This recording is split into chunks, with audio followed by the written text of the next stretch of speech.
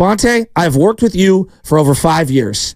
And if there's one thing that I will say about you is that you keep it as honest as you possibly can while keeping it in between the lines of not offending the human elements, not offending people's families, not offending, who they are to their core.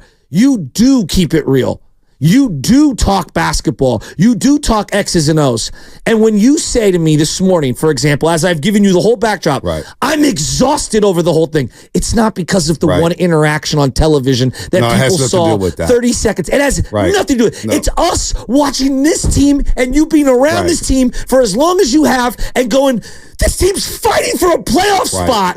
And one of the leaders of the team has repeatedly told us he can control his emotions, and time after time after time, he's let everyone down. And it's again. And now we're overshadowing the great contributions from veterans and young guys on a back-to-back when they had to have it. And we're talking about getting ejected 3 minutes into a game over a play that he had no involvement on? Right. And come on, people. And look, Shaska, that's well said. I'm sorry. I wanted to be long. I haven't had a chance to explain that to I appreciate you saying that. It was a long day that day, and I don't even think about it. I just hate the fact that whenever I see people, that's always going to get brought up now, unfortunately. Out of all the things we've done in our career, out of all the success we've had together, individually, together, all the great games we've been to, there's not a day that goes by where I run into somebody and they don't bring it up. There's one guy I had to check. He was like, man, can you get Chris Willer to sign my autograph? I'll get Draymond Green on. He's like, dude, nobody's scared of nobody. Like, I go to the locker rooms. It's not that deep. It's not that deep at all. Here's why I'm exhausted. Nor did I think that you ever, and I'm just being, nor did I think you ever disrespected him on that level, even close. We have his mother on. Hey, how many interviews I've done with his mom, Mary Babers Green? And she's like, hey, baby, how you doing? Anyway, the exhaustion from last night's ejection is a totality from the last 4 years. Exactly. It's everything. Last year, the season got hijacked. We know why it got hijacked. Because of the guy who got ejected last night was involved in the situation. And I don't care what anybody says. It has nothing to do with how the kid played. It's on TMZ. You socked the hell out of a teammate. And we remember what that day was like. It was a football Friday.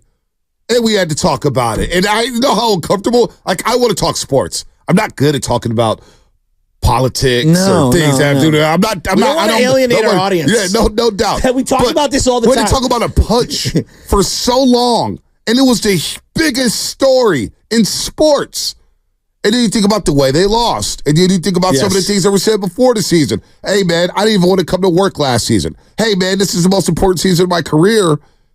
And it's the fourth time you've been ejected, and it happened in the first 4 minutes of a basketball game. So when I came in this morning, I said, Shasky, and we talked last night. We talked twice last night. I said, I just want to talk Wiggins. I know. I want to talk about the win. I'm exhausted, but ESPN's running with it. It's a big story. How can we ignore it? And then listen to Tim Legler. One of the most famous players in Bay Area sports history. No doubt. And Tim Legler, who's as fair as any analyst out there in the world. I can't think of anything critical he said about anyone anytime. So he's Tim Legler. Champion of basketball. Listen to Tim Legler this morning on Get Up. Incredibly selfish, inexcusable, and I'm tired of prefacing these moments by saying everything he's done for the organization. I'm not going to do that anymore. I used to do that every time these conversations came up. Yeah, but where would they be without Draymond? And I don't want to hear it anymore. Those two things aren't mutually exclusive, right? This is inexcusable, and here's why I agree. This team is hanging by a rope over a cliff right now. Yeah. And they desperately want to get in. And by the way, more than anybody else, more than Steve Kerr, more than the franchise, you owe Curry. You owe Steph Curry to be out there on this night. Yeah. And he just walks 4 minutes into a game that they have to have. And miraculously, they found a way to win the game on a night where they didn't play particularly well, but they played hard, and Curry was great late. And Tim said he owes it to Curry.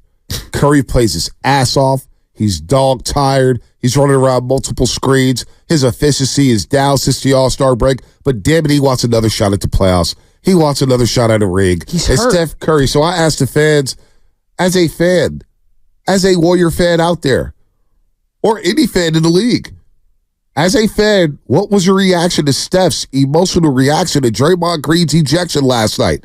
That's as emotional as you'll ever see Steph Curry on the court. Just shaking his head, facing the jersey. Her seeing him after the game. They need Draymond. You can't have self-inflicted wounds, especially with 10 games left in the season. No. Let's go to Oreo Cookie, man. Well said, Bonte. Oreo Cookie, then we'll get to JL and Oak, and then we'll try to talk some baseball here. Because I'm exhausted from talking about this stuff.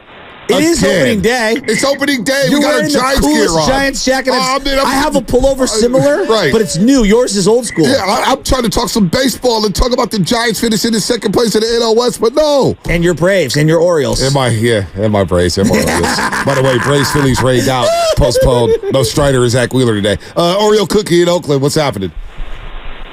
Hey, man, you guys are right. Happy opening day. Love it this year, baby. Go A's. There it is. I did want to talk about Draymond, man. He's so emotional, man. He cannot control his emotions. It's just crazy. Like, he owes Curry and Clay, bro. There's the Splash Brothers. There is no big three out here. It's the Splash Brothers. I think he done talked himself out of a statue, bro. I don't even want a statue of him, man. Nothing but negativity is coming out of him for the past 5 years. I'm done with this dude. Part of me doesn't want to make the playoffs so we can have a reason to blow it up. But at the same time, man, we got to take advantage of these years that Curry has left. And Draymond just don't give a you-know-what. You know, I don't know if this would ever happen. But in my mind, as everything was going down in that game, I was thinking to myself, man, they lose this game. Oh, my gosh. They lose this game. And, you know, like, I think back to, like, Keyshawn Johnson, T.O., certain guys that got deactivated by their organization where they were basically like, you know what? We're cool off of you around us right now. And I wondered out loud, I wasn't suggesting it. I was just wondering out loud, boy, could it lead to something like that? Is the league going to suspend him? You know, like I know he touched the referee. I don't know. I didn't think it was egregious. I didn't think he maliciously did it. I thought it was more accidental, but I know you can't. And he's done so many things. And a million things ran through my mind. A million things ran through my mind. Thank God they won that game. You know, it was easy for me to lock in on the rest of the game. He got ejected. He's paused there for a second and say, wow, that really happened 3 minutes and 36 seconds into the game. It's unbelievable. And you're thinking like, damn, okay. Unbelievable. All right, now this is going to be tough to do without Jonathan Kuminga, and now you don't have Draymond Green. Damn, Paulo Banchero's going to be good. I mean, you know what? The Warriors went on a run immediately. Immediately. They finished the quarter, I believe, on a 19-5 run. Could have been, were they down 8-6 or were they up 8-6? I forget, but they basically left the first quarter leading 27-11. So guys stepped up. Andrew Wiggins, who we all discussed and said, damn, you need Andrew Wiggins. Maybe he's just, the other day we were just talking about him being a lost cause and maybe not even playing him. That was the conversation on Monday. Now you look on the Thursday morning and said, if you get that Wiggs, yeah, sure, you can beat anybody. I'm not saying you can win a series and get to the championship, but damn. It's just... Pardon me. There is still something there with Andrew Wiggins. Oh, wow, look at him defend. Look at him go to the rim. 13 points in the last, 13 of his 23 in the fourth quarter. You hear Steph after the game. Andrew Wiggins won that game for us. Stephen Curry said this. Andrew Wiggins carried us in the fourth quarter. And if we get that Wiggs, we're a dangerous team. The night before, Klay Thompson, what did he say? We need that Andrew Wiggins. We need him confident. We need him to be aggressive. That's the guy who helped us win that fourth championship.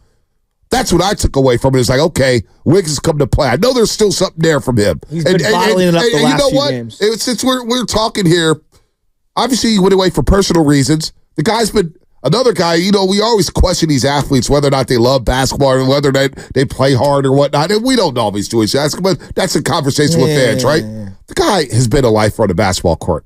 All right? You got to love something to continue to go through it. It's hard work getting to the NBA. It's hard work getting a scholarship from the University of Kansas. So obviously something is happening deep in his personal life. I don't even know what it's like. You said it, Chasky, and I'm not trying to put you in the same category as Andrew Wiggins, but think about how difficult it was for you to do the show knowing your dad was in the hospital. I don't even want to open that wound back up, but I know how tough that was. I was tough. I was like, man, how do I pick my guy up? How do I stay away from this situation? So it's hard. So I don't know what Andrew Wiggins is going through. And there are days where you feel good, and there are other days you don't feel good, and then there's things that trigger you, and it's very difficult. It's easy to say, oh, just compartmentalize and move on. The thing I would tell people is like, I've been faking it pretty good. Right. As best I can. But so that's all you can say. But Andrew Wiggins went out there. He smiled on his face. He hit 3 threes. He was aggressive last night. He looked so good last night. He looked great last night. The 2 threes, the little pusher. And now the Warriors are 20 and 15 on the road. Yeah. So I can't believe their road record this year. The road record's incredible. I thought their fourth quarter offensive execution was much, much better the last couple of nights. And I think that's, if you're looking for one real subtle thing that I think is sustainable, if they have figured something out in that fourth quarter, in the stretch, that's huge. Because think of how many times they haven't looked good offensively in the fourth quarter. No doubt. And then you got Trace Jackson-Davis grabbing 14 rebounds, playing like a big boy. How about his development? Clay had 8 points, 14 rebounds too. Oh, dude, TJD's playing so well. Him and Clay, because Clay will take a couple dribbles. Yeah, they've got take a couple dribbles in and then give him the bounce pass. It was very interesting. No, they've got synergy. So to see that young guy grow up and play well, that's the focus of the game last night. Forget the ejection. I'm done with that. He had a dime in the first half to TJD where he held on to it up in the air and then like whipped it back to him on the little high pick and roll. I do like the little bounce pass? Yeah. That was our little special delivery last night. We're not giving Steve Kerr enough credit. I feel like he went to more pick and roll last night at the top of the key, and I felt like that was a big adjustment. No, it was a huge adjustment last night. That bounce pass to TJD, though, you're right. He went up. TJD's hands. He's a nice player, man. He's got great hands. He's a really nice player. He doesn't fumble the ball around a lot. Let's go to JL in Oakland. JL, what's happening? You're on the Russ. Look at everybody here on the line.